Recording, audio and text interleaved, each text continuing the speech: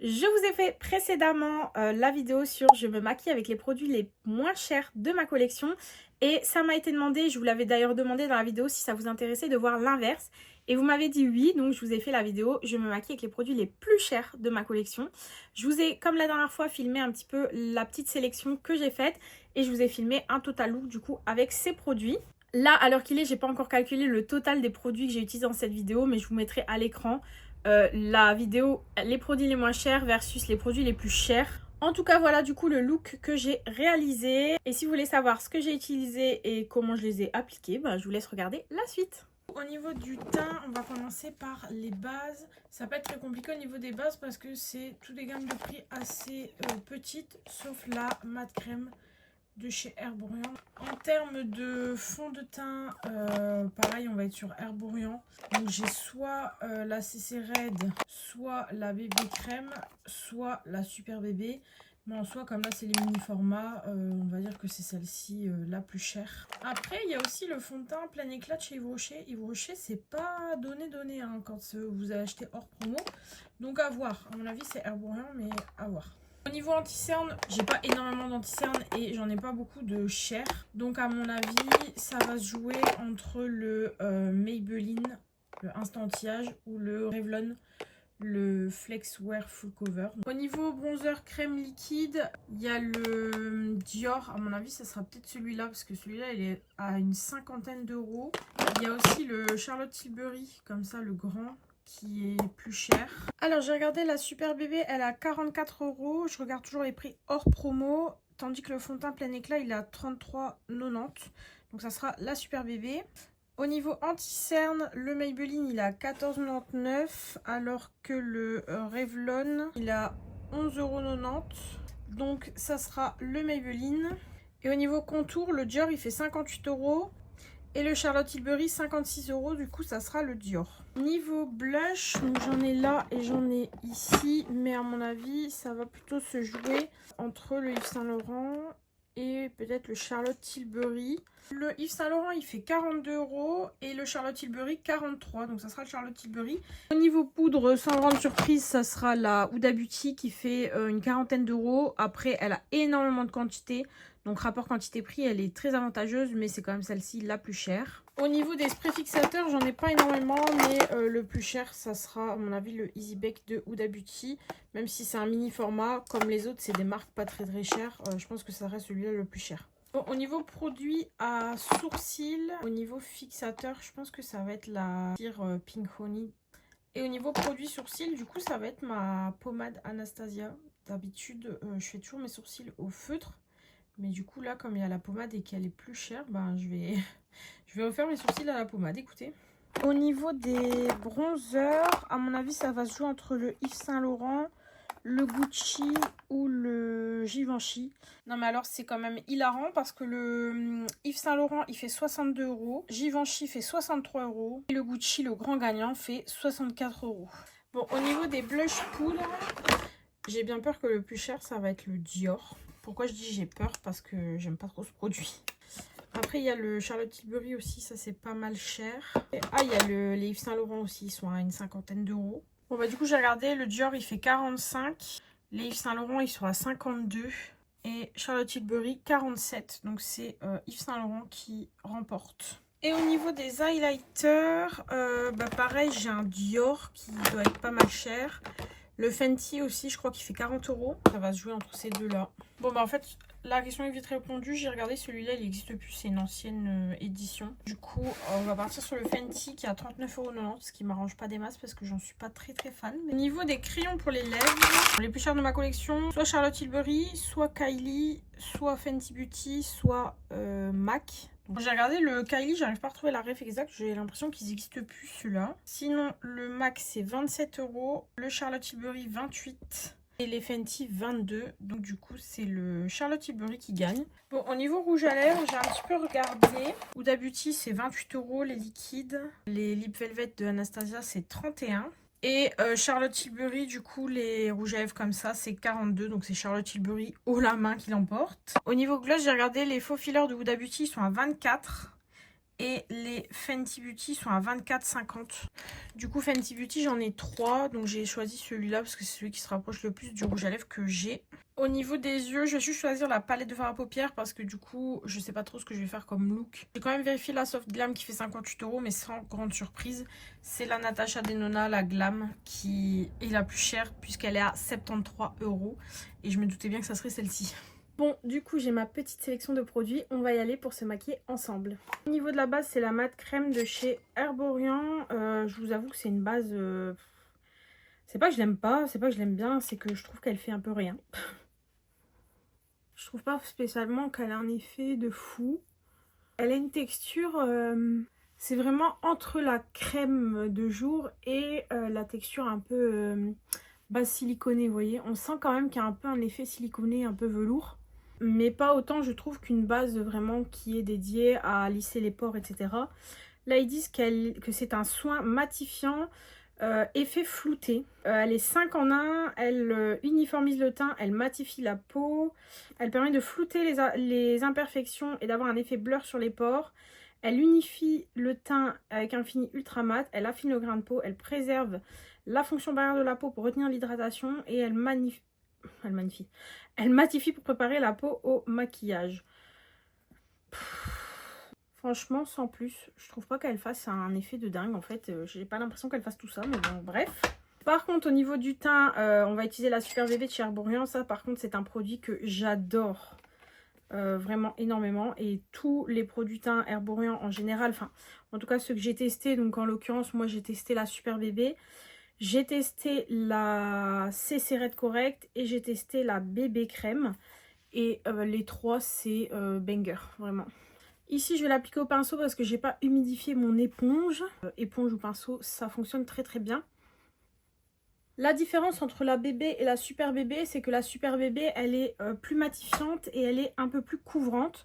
Au niveau de la bébé crème, je dirais qu'elle a une couvrance moyenne moins. Et la super bébé, elle a une couvrance moyenne plus. J'aurais dû faire un côté puis l'autre pour vous voyez, mais je pense que déjà là, vous constatez quand même qu'au niveau couvrance, on est pas mal. Moi, chez Herborian, au niveau de la teinte, je prends nude parce que la teinte claire, elle est trop rosée pour moi. Et la nude, pour moi, c'est très bien, c'est parfait. Mais du coup, voilà ce que ça donne au niveau de la super bébé. Et je vais essayer de vous zoomer, que vous voyez un petit peu. Vous voyez, on voit encore vraiment mes pores et tout. Donc au niveau de la base, effet blur, personnellement, je ne le vois pas spécialement.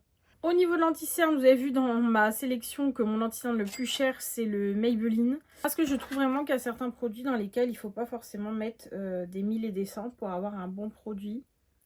Et cet anti-cerne là est très bien et il coûte une dizaine d'euros. Je vous avoue aussi que psychologiquement, j'ai du mal à mettre très cher dans un produit qui se finit vite. Par exemple, mascara, anti-cerne. Autant mettre 40 € ou 50 € dans un bronzer, un highlighter, un blush qui va me durer des mois voire des années, je m'en fous.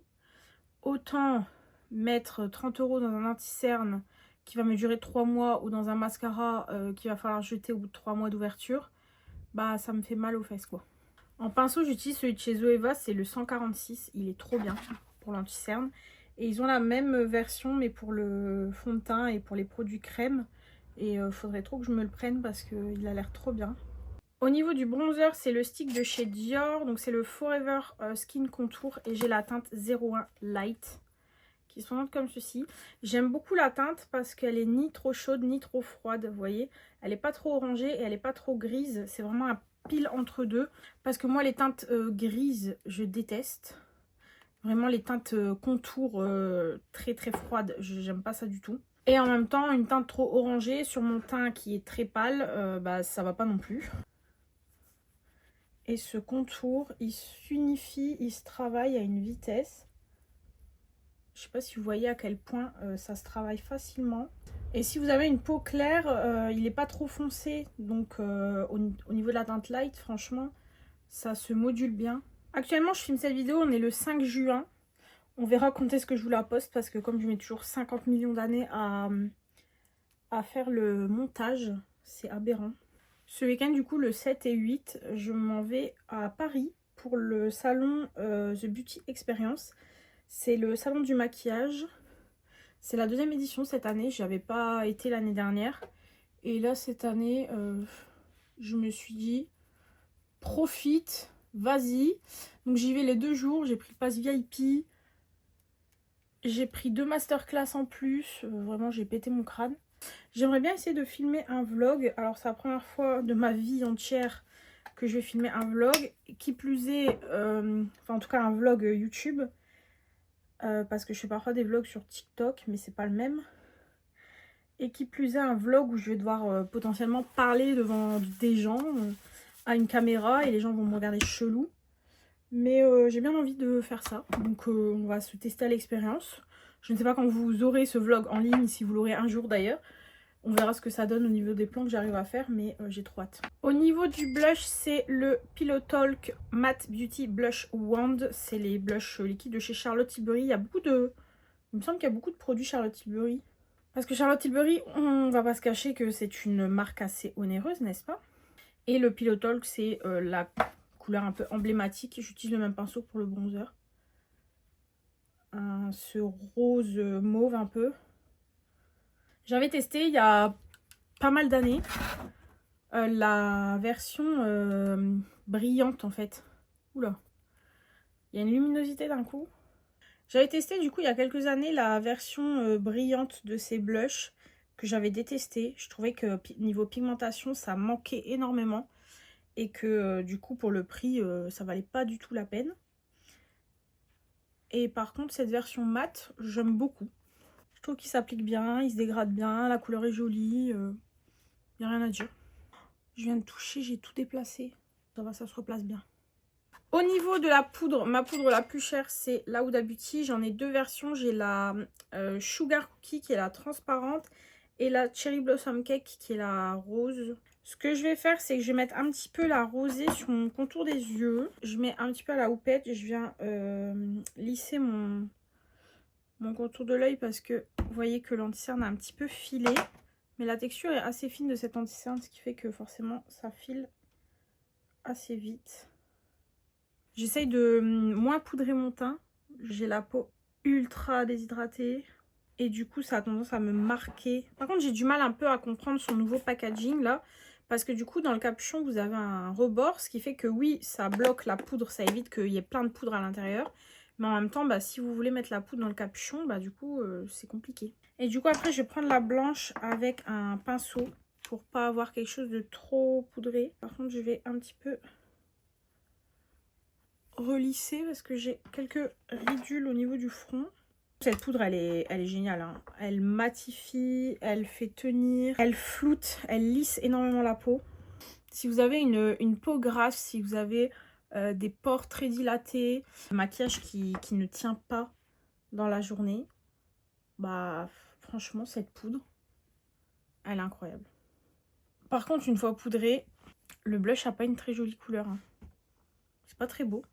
Ça fait un peu grisâtre, c'est très laid. J'avais jamais remarqué qu'il virait comme ça, mais c'est pas, ouais, c'est pas très très beau. Je vais mettre un coup de spray fixateur, c'est le Easy Bake de chez Huda Beauty. J'ai eu un bug parce que j'ai eu l'impression que ça ne filmait pas. Donc Yenbi, il faut bien le secouer parce que apparemment il y a de la poudre à l'intérieur ou je sais pas quoi. Il n'y a pas d'alcool, il n'y a pas de parfum. Il y a de l'acide hyaluronique dedans et de la niacinamide. J'aime pas trop le spray. Oula, j'en ai dans les yeux. J'aime pas trop le spray qu'il fait. Je trouve que c'est un spray... moi j'aime bien quand limite mon visage est mouillé. Je trouve que lui, il imbibe pas vraiment bien le visage, j'en sais rien, mais je suis pas hyper fan du spray. Et au niveau de l'efficacité, je vous ai déjà dit dans ma précédente vidéo que moi les produits tiennent très bien sur moi. Donc je sais pas. Moi généralement les sprays fixateurs, je les utilise plus pour fondre les matières et me rafraîchir le visage pendant le maquillage qu'autre chose. Au niveau du bronzer, mon bronzer le plus cher, c'est le bronzer de chez Gucci. C'est la poudre de beauté, la teinte 02 éclat de soleil. Vous avez un petit pinceau avec. J'ai jamais compris pourquoi ils foutent des pinceaux alors que ça sert à rien et que je pense qu'il y a peut-être 2% de la population qui utilise ces pinceaux. Mais du coup, voilà comment il se présente. Il est très joli, mais par contre, pour moi, il a un chouïa foncé et j'aurais clairement dû prendre la teinte 1. C'est la Loche de Gabriel je crois, qui parle beaucoup de ce bronzer et qui dit qu'il est génial. Et autant celui-là, j'ai pris la 2 et j'aurais dû prendre la 1. Autant le bronzer Givenchy, j'ai pris la 1, j'aurais dû prendre la 2. Donc, mais en même temps, dans les Sephora où je vais, il n'y a pas les corners Gucci et il n'y a pas le bronzer Givenchy. Enfin, il n'y a pas de corner Givenchy, il me semble. Donc, bon, bref. Je l'utilise, mais il faut y aller mollo. Mais sinon, c'est un bronzer qui est très joli. Il me semble que cette teinte-ci, la 2, elle est irisée, alors que la 1, elle est mate, si je dis pas de bêtises. Mais vous voyez, la pigmentation, elle est clairement là. Et au niveau du blush, le blush du coup va pas du tout avec mon blush crème. C'est un blush pêche. C'est le Make Me Blush de chez Yves Saint Laurent YSL Beauty. C'est la teinte 57. Par contre, il est incroyable, il est magnifique. Il est mat, il a une texture veloutée, il est vraiment top top top. C'est un de mes blushs préférés du moment. Avec le Fenty et le Haus Labs. J'espère que ça va faire beau. Parce qu'avec mon blush liquide qui est gris là-dessous, là.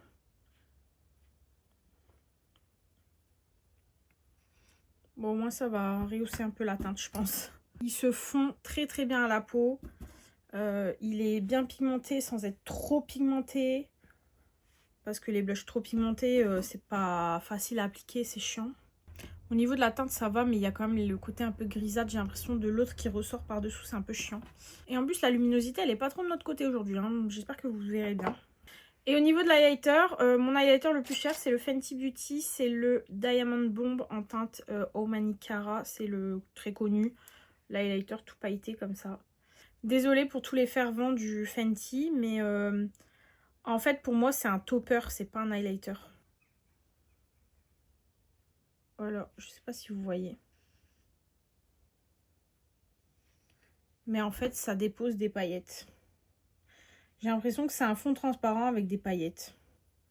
Alors, ça me dérange pas les paillettes en soi. Mais quand vous avez un fond quand même coloré et quelques paillettes.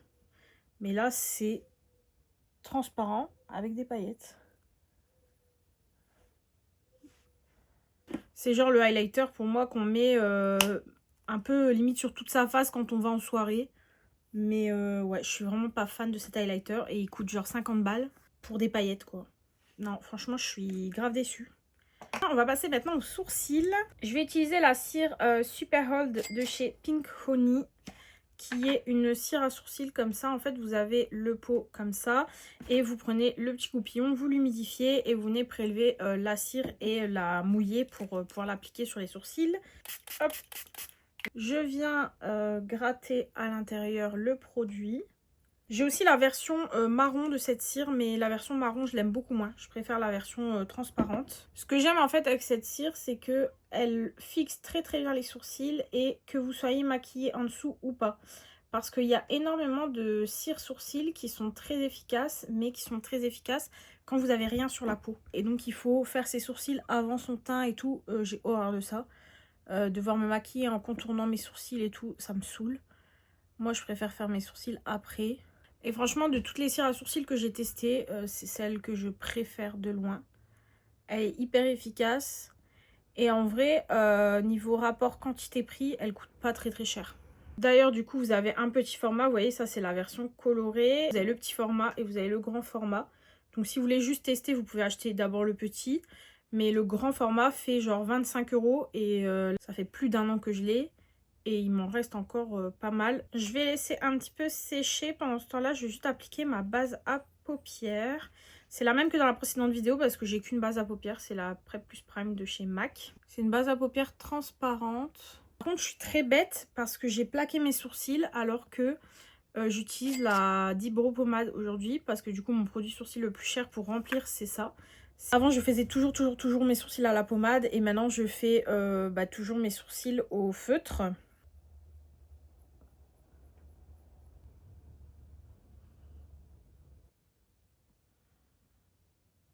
Bon, la luminosité est un peu revenue à nous. J'ai fini mes sourcils non sans mal, je vous avoue. Parce que du coup, avec la cire par-dessous, quand je passais avec mon pinceau, ça faisait des grumeaux, des morceaux. Ça collait mes poils entre eux et tout, c'était une catastrophe. Donc faites pas gaffe, s'ils sont pas ouf, c'est normal.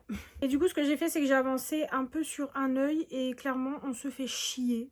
La palette du coup je vous l'avais montré dans la sélection, c'est la Glam palette de chez Natasha Denona. Je remets pas en question que c'est une très bonne palette au niveau qualité de fard, mais on se fait chier quoi. C'est une très belle palette, c'est une très belle palette par exemple aussi si vous êtes maquilleuse et que vous venez à maquiller des mariés et tout ça, il y a des beaux irisés. Mais je trouve qu'au niveau des irisés ça manque d'un effet très métallique, très brillant. Et comme il n'y a pas, il y a genre ces trois là en mat et ces deux là en mat, je trouve qu'on tourne très vite en rond en fait. Je trouve qu'on a vite fait le tour de cette palette. Et j'ai l'impression que dès que j'utilise cette palette, en fait, j'utilise cette palette quand je ne sais pas quoi faire et que j'ai besoin de faire un maquillage vite fait. Et je fais toujours la même chose, c'est-à-dire que je fais toujours un liner fumé avec. Et c'est tout. Avec un pinceau, je vais utiliser le fard Smoke. Et je vais venir commencer à travailler mon coin externe. Je vous conseille de toujours travailler vos foncés en premier si vous voulez de l'intensité. Parce que si vous travaillez d'abord vos clairs, au moment où vous voudrez mettre vos foncés, votre paupière elle va peut-être saturer et du coup vos foncés auront du mal à prendre. Donc vaut mieux travailler d'abord ces foncés et ensuite venir estomper avec du clair que l'inverse. Donc je suis venue faire une forme un petit peu étirée. Donc j'applique mon fard et je commence à le travailler un petit peu en estompe, même si je vais venir retravailler mon estompe avec un autre fard par après. Ça va être un peu plus simple. Et du coup, vraiment, je suis venue au niveau du coin externe, mais ras de cils inférieur, ras de cils supérieur. Et je ramène aussi un petit peu dans mon creux. Ensuite, avec un pinceau estompeur, mais un pinceau estompeur assez plat, je viens prendre cette teinte-ci. Et là, je vais repasser au même endroit à peu près. Mais cette fois-ci un peu plus haut pour travailler toute l'estompe du premier fard. Après vous voyez les fards se travaillent très bien, ils s'estompent bien, j'ai rien à dire hein, mais vraiment au niveau des teintes en tout cas on se fait chier. Ensuite avec un pinceau plat je viens prendre cette couleur là. C'est une couleur normalement où ils disent que c'est Brow Bone. En fait en dessous des couleurs c'est pas des noms, c'est en gros ce que vous êtes censé en faire. Vous voyez celle-là par exemple c'est marqué Crease pour le creux, Inner Corner pour le coin interne etc. Et celle-là, il marque Brow Bone. Brow Bone, c'est l'arcade sourcilière, c'est-à-dire vous êtes censé la mettre ici. Sauf que pour mettre sous l'arcade sourcilière, je trouve ça hyper foncé. Je vais venir l'appliquer en juxtaposition avec mes fards mat ici. Vous voyez qu'au niveau de l'irisé, c'est pas ultra brillant, c'est pas ultra métallique, c'est pas ultra waouh quoi. Enfin, on a déjà vu plus joli en termes de fard irisé. À côté, je pense que je suis venue mettre celle-là. Il y a trop d'irisé en fait dans cette palette par rapport au nombre de fards mat, je trouve. En juxtaposition. Et je remonte un petit peu ici pour rejoindre mon fard mat que j'ai arrêté, vous voyez, à peu près là. Et en coin interne, je vais mettre celle-ci. Changement de plan, je vais mettre lui au coin interne par-dessus. Parce qu'en fait, je crois que c'est celui-là que j'ai mis là. J'ai mis de l'autre côté. Il est un peu plus blanc. Et maintenant, pour ajouter de l'intensité avec un pinceau crayon, je vais prendre le fard Lash Line. Et lui, je vais l'appliquer en coin externe. Je vais venir le ramener dans mon ras de cils en le faisant un peu mourir dans mes cils. Coin externe, je remonte un petit peu au niveau de mon creux. Je vais en mettre également un peu en dessous. Et je viens l'étirer légèrement. Donc voilà ce que ça donne, c'est hyper rapide à faire. Je pense que je vais rajouter un petit trait liner. En muqueuse, je vais mettre un crayon beige. C'est celui de Sephora Collection. Alors par contre, moi je n'arrive pas à mettre du crayon noir en muqueuse supérieure et du crayon beige en muqueuse inférieure. Parce que d'office, mon crayon noir, il transfère. Parce que j'ai les yeux très humides à cause des allergies. Le crayon, c'est celui-là, c'est le 12 Hour Colorful Sephora et c'est la teinte Coconut. Et au niveau du liner, mon liner noir le plus cher, c'est le MAC, le Fluid Line Black Track. Je vais juste faire, je pense, un liner au ras de cils.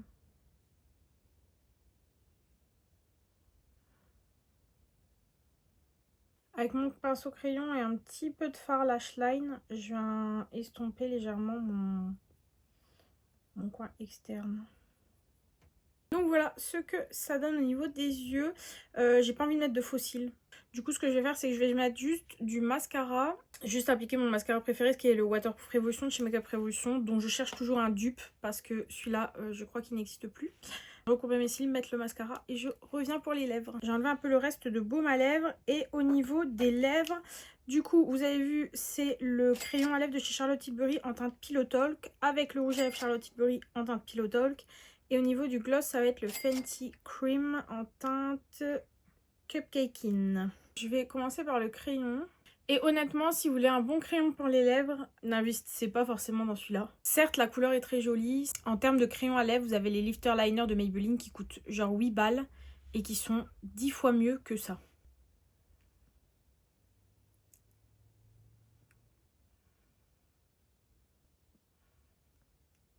Donc voilà au niveau du crayon et au niveau du rouge à lèvres, du coup ça tourne comme ça. Par contre le packaging, quand je l'ai reçu, que j'avais commandé, c'est du plastique. Mais grave déçu, ça coûte une trentaine d'euros je pense. Du plastique, enfin c'est un peu du foutage de gueule je crois.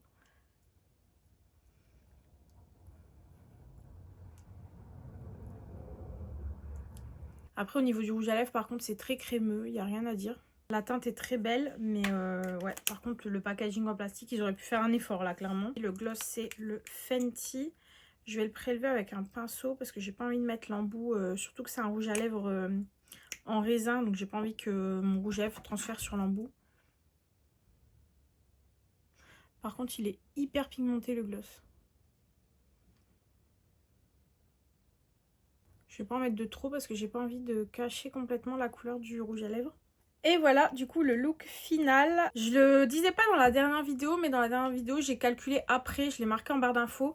Je pense qu'on est autour des 120 € pour la full face. Si vous achetez tous les produits de ma dernière vidéo, on est à peu près à 120 €. Là, du coup, j'ai pas fait le calcul, mais je vous le noterai quelque part. Donc voilà, en tout cas, pour le résultat. J'espère que ça vous aura plu. N'hésitez pas à me faire vos retours. Je vous fais des bisous et je vous dis à bientôt.